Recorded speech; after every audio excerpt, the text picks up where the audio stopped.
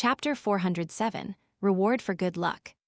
After the surgery, the blind sheep stepped off the treatment table, calm and docile, no longer resisting. The duty doctor felt like he was in a dream. The operation was a success. The surgical technique, designed for humans, had actually worked on a sheep. The doctor watched in a daze as the arsonist devil guided the blind sheep, now cured of its mental illness, out of the room and disappeared into the crimson moonlit night. Wherever they went, crimson flames ignited the white bandages and barely visible fur. In the blazing flames, black fire flowed like a river, cleansing away the remaining icicles, footprints, and any other traces. The doctor felt no immediate danger and watched in a daze, as if enjoying a spectacular fireworks show. After an unknown amount of time, all the flames subsided. The guard who had been dispatched returned to the Delta Asylum with a group of black-uniformed police officers. "Why did it take you so long?" the doctor blurted out instinctively. The leading officer cursed angrily. "Son of a bitch, we were ambushed in the shadows on the way here. Someone was shooting at us from the darkness." In apartment 601, 3 Rue des Blouses Blanches, in the Market District. After securing "I know someone" to one of the dining table's sturdy legs, Lumion paid the sheep no mind. He lay on the sofa in the living room and pretended to be asleep. His appearance had been altered back by lie, and the decency brooch had long been taken off. Franca glanced at the sheep, which stood silently and didn't attempt to escape with the dining table, and asked, "Aren't we going to interrogate him now?" She avoided looking at Lumion because he had become so irritating that she felt like punching him. Even the sheep, now a pacifist, was eager to do the same.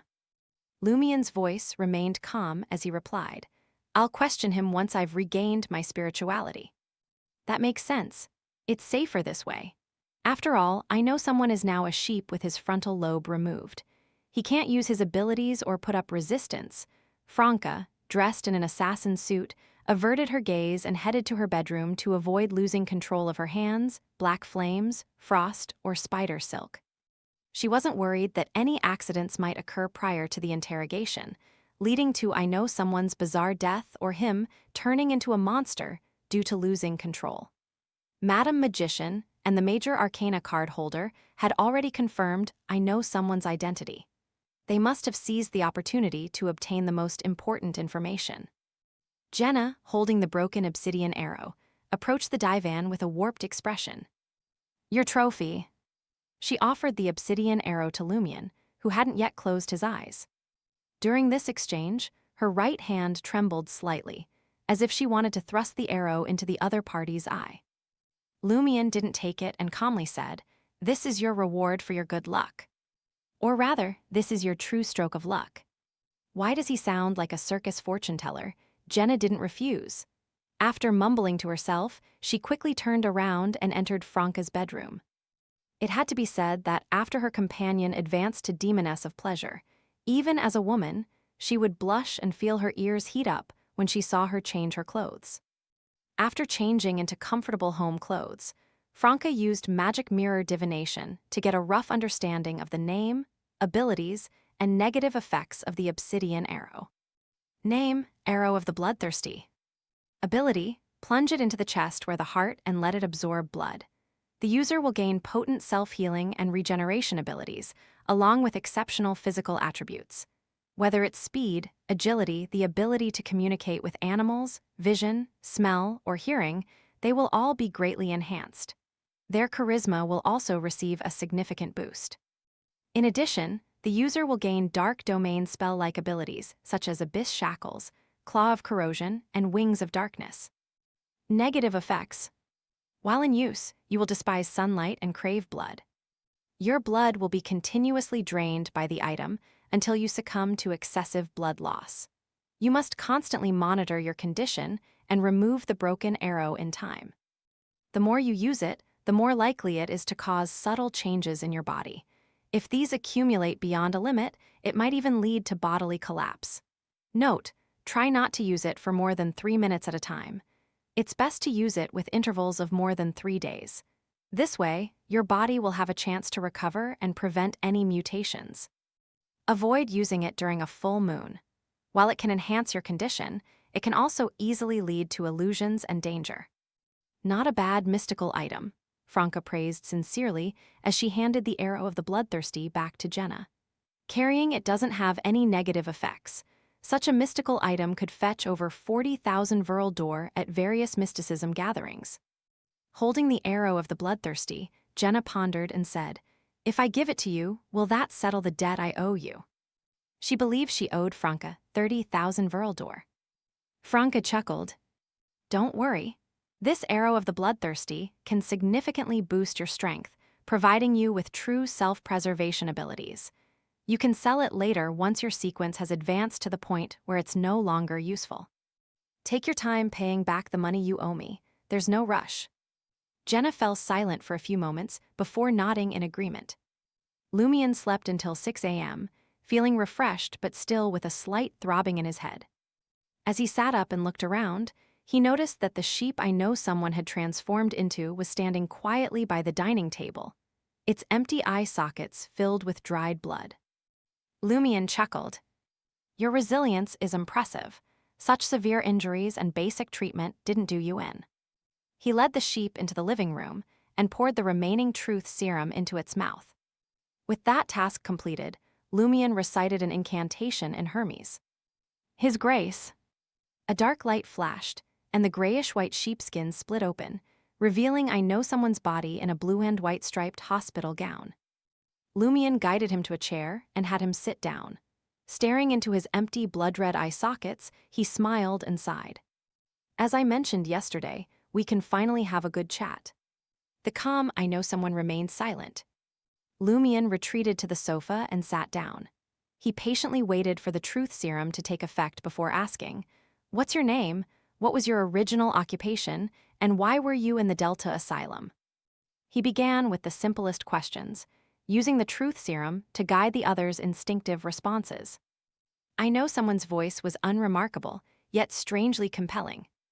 "My name is Pierre Thuriau. I was originally one of the deputy editors of Basic Medicine. I once mentioned that I know someone who ended up in an asylum due to negligence and overconfidence. Well, that someone was me. I was obsessed with manipulating the minds of others and didn't pay enough attention to my own issues. One day, I just lost my mind. When I finally regained consciousness, I found myself in the Delta Asylum. Fortunately, I was only mentally unstable and didn't completely lose control. I still had some sense of self-preservation and didn't unleash my beyonder powers recklessly. If I had, they would have sent me to the Inquisition. The person you mentioned is indeed yourself." After discovering that I know someone was hiding in the asylum, Lumion gained a new understanding of what he had said back then. He pressed further. "Now that you've regained your consciousness and the ability to think, why do you choose to remain in the Delta Asylum?" I know someone didn't show any mockery or amusement. He answered calmly, "I find the asylum fascinating. The thought patterns, mental states, and mental constructs of the patients here are significantly different from those of ordinary people. They deserve observation, research, and analysis. Moreover, some of them have gone mad due to illness, while others have become mentally unstable due to other factors. The latter group includes individuals who have come into contact with the mysterious and abnormal." "Including the one that posed as you?" Lumion asked, seeking confirmation. I know someone nodded slowly. "Yes, he's quite special. I've been observing him for a long time. He's like a philosopher, constantly posing unusual questions. Patients close to him, nurses who care for him, and even doctors who treat him have gradually shifted toward his mental state. There were also guardians with hidden supernatural abilities lurking around him.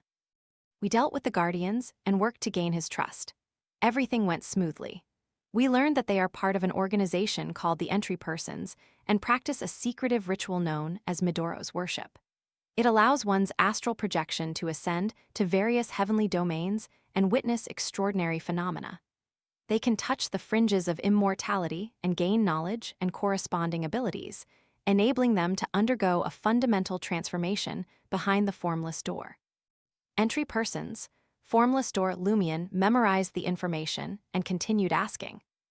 "After Loki's resurrection and his given warning, why didn't you immediately flee Trier?" I know someone's response lacked any emotion as he said, "How lame would that be? We'd have to eliminate a few pursuers before making our escape." So that's the reason Lumion thought there must be something significant that had kept I know someone in Trier. Then, why didn't you go into hiding somewhere else? I know someone replied calmly, "I want to witness the despair and suffering of those chasing me." Using my life for amusement, Lumion couldn't help but chuckle. Do you not realize the strength of the Tarot Club? I know someone pondered for a moment and then said, "The secret organization that uses tarot cards as their code names. What do they have to do with you?" Upon hearing this, Lumion burst into laughter as he bent over, his amusement clearly exaggerated.